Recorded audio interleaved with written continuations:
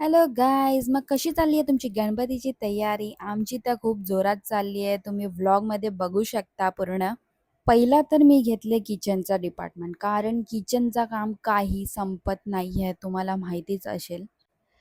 आणि गणपती म्हणजे आपल्या घरी दिवाळीच. मग दिवाळीसारखं एकदम साफसफाई झालीच पाहिजे.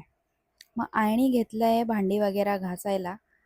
आणि इकडे तुम्ही बघू शकता लाईट वगैरे पण साफ केली आहे आईने. आणि ते लाईट पूर्ण गेली आहे आता. आणि आम्ही लावलंय बल्ब. प्रभु हे प्रभु हे हरिनाम कृष्ण जगन्नाथ प्रेमानंद ये क्या हुआ।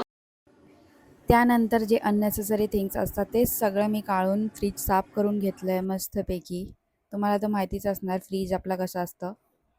आणि ही भांडी, हे पण अननेसेसरीच होतं, पण आता गणपतीमध्ये लागणार आहे म्हणून आता साफसफाई करून घेतलं आहे.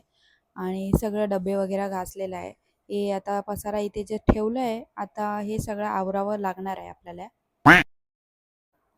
सगळी भांडी काढल्यावर आपलं किचन बघा किती मस्त दिसतं, साफ आणि एकदम खाली खाली. त्यानंतर हे पण मी मस्तपैकी चकाचक करून घेतलं आहे.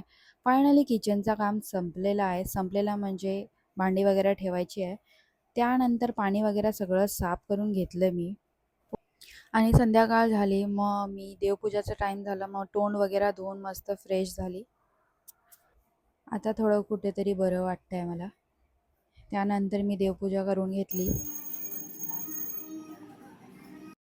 त्यानंतर जे सगळं काही आपण ठेवलं होतं हॉलमध्ये किचनचा पसारा, परत ते किचनमध्ये ठेवलं मी.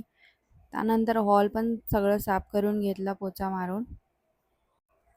रात्रीचे वाजल्यात 10:30 आणि नंतर आईने सगळं मांडी वगैरे पुसूनच ठेवली, कारण आम्ही ठरवलं होतं की आजच करूया.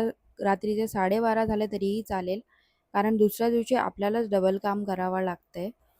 म्हणून आम्ही एकाच दिवशी सगळं किचनचं काम आवरून घेतलं. आता एवढी काय एनर्जी नाही आहे आपल्यामध्ये की रात्रीचे 10:30-11 वाजले तरी जेवण बनवायला.